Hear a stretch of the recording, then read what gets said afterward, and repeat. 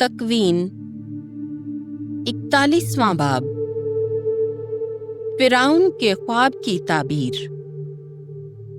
اور ایسا ہوا کہ 2 سال گزرنے کے بعد فرعون نے خواب دیکھا کہ وہ لبے دریا کھڑا ہے اور دریا سے 7 خوبصورت اور موٹی گائیں نکلی اور نیستان میں چرنے لگی،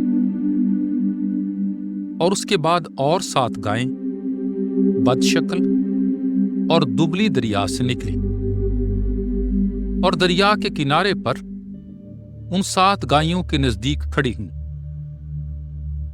اور ان بدصورت اور دبلی گائیوں نے ان خوبصورت اور موٹی 7 گائیوں کو کھا لیا۔ تب فرعون جاگا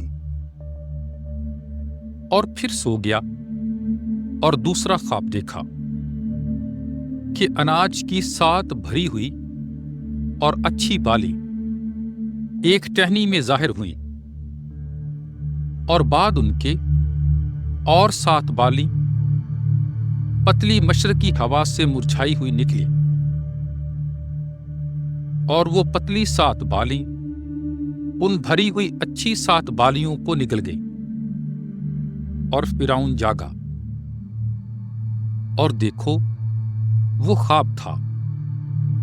جب صبح ہوئی تو اس کا جی گھبرایا،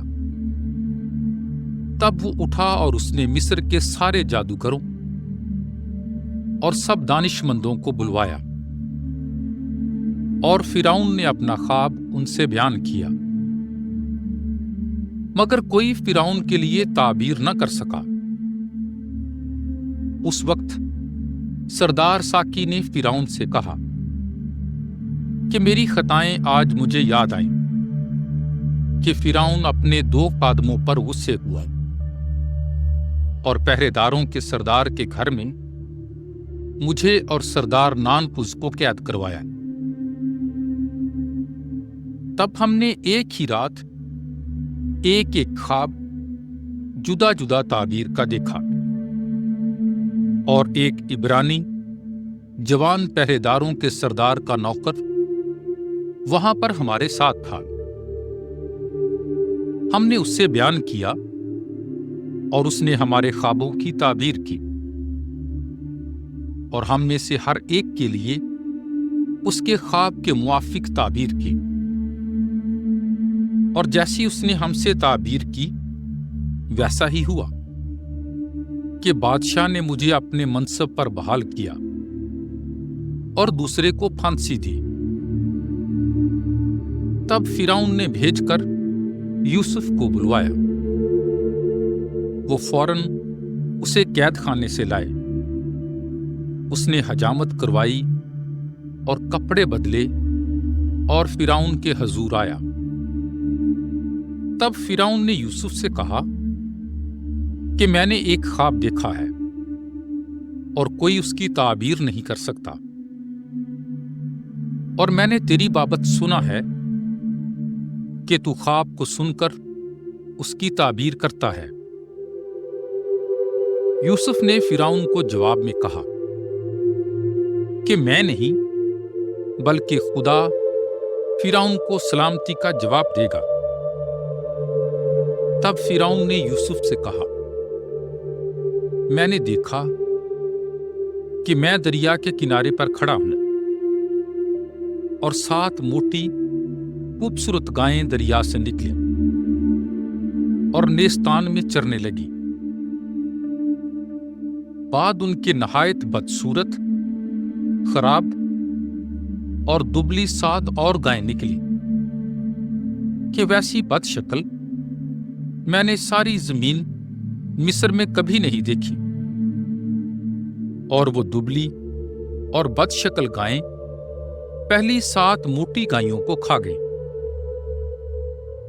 جب وہ انہیں کھا چکی تو معلوم بھی نہ ہوا کہ وہ ان کے پیٹ میں گئیں، بلکہ وہ ویسی ہی بدصورت رہی جیسے کہ پہلے تھی۔ تب میں جاگا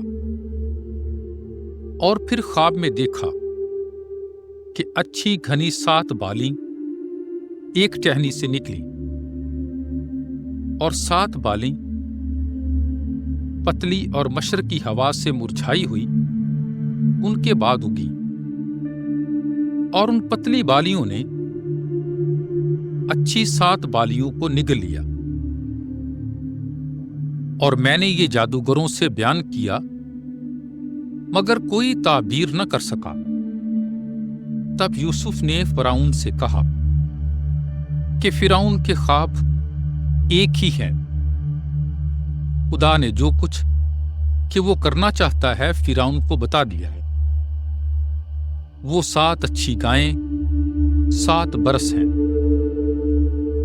اور وہ اچھی 7 بالیں 7 برس ہیں، خواب ایک ہی ہے۔ اور وہ دبلی بدصورت 7 گائیں جو ان کے بعد نکلی 7 برس ہیں، اور وہ 7 خالی بالی جو مشرقی ہوا سے مرجھائی ہوئی تھی کال کے 7 برس ہیں۔ یہ وہی بات ہے جو میں نے فرعون سے کہی۔ خدا نے جو کچھ وہ کرنا چاہتا ہے فرعون پر ظاہر کیا کہ 7 برس تک مصر کی ساری زمین میں بڑی کثیر پیداوار ہوگی، اور بعد ان کے 7 برس کا کال ہوگا، اور ملک مصر کی ساری بڑھتی بھول جائے گی، اور کال ملک کو ہلاک کرے گا، اور اس بڑھتی کا ملک میں اس آنے والے کال کے سبب سے ہرگز نشان نہ رہے گا، کیونکہ وہ سخت کال ہوگا۔ اور فرعون پر جو خواب دہرایا گیا وہ اس لیے کہ یہ بات خدا کی طرف سے مقرر کی گئی ہے، اور وہ اسے جلد کرے گا۔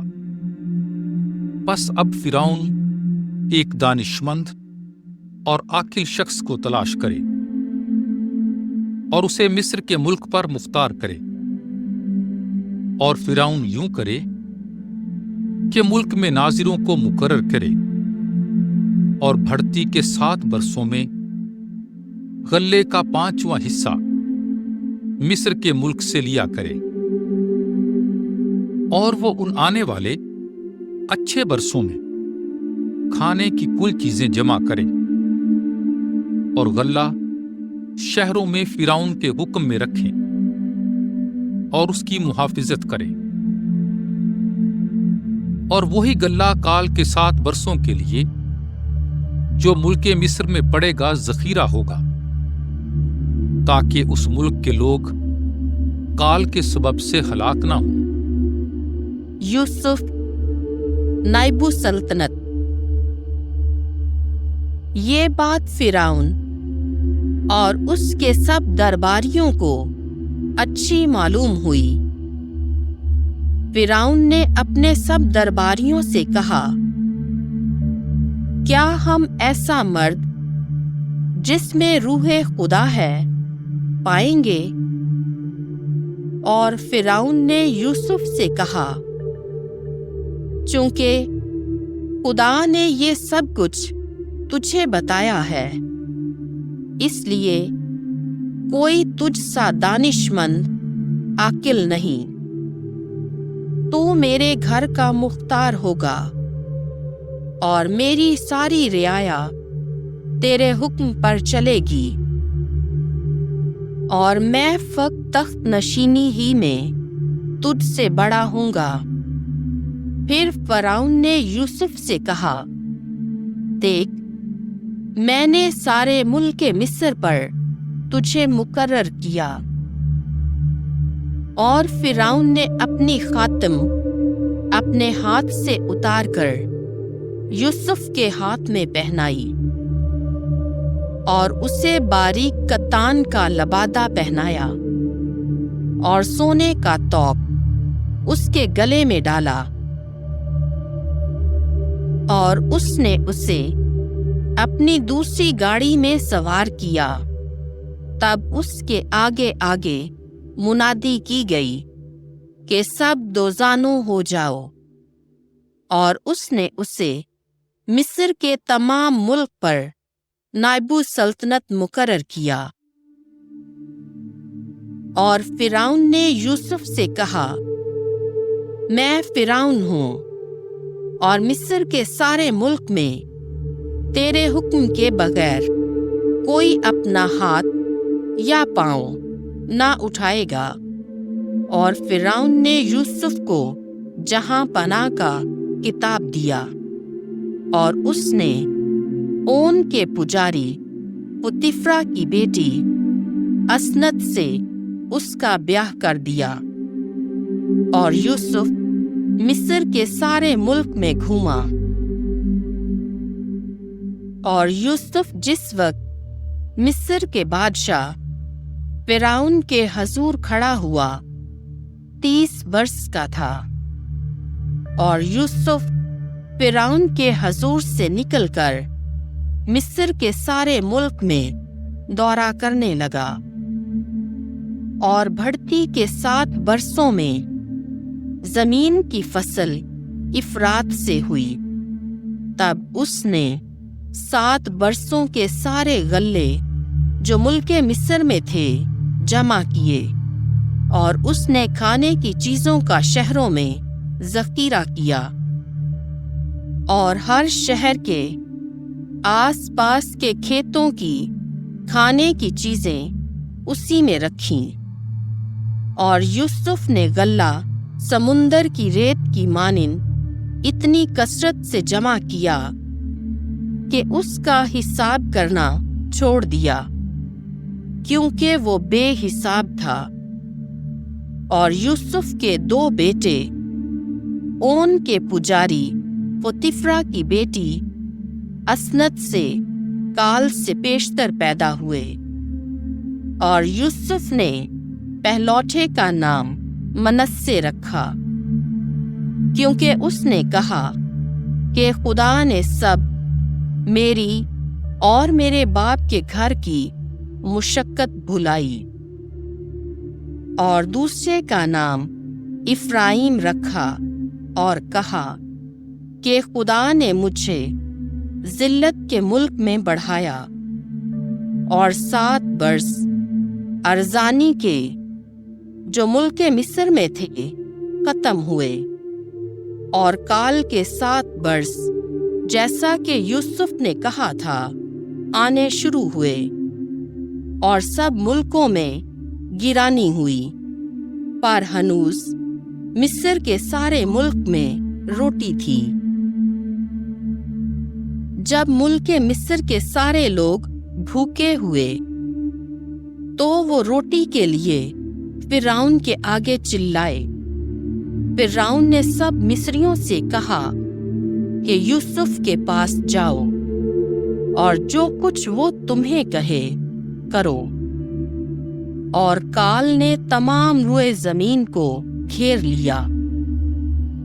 तब यूसुफ ने जखीरे के खत्ते खोलकर मिस्रियों के हाथ बेचे।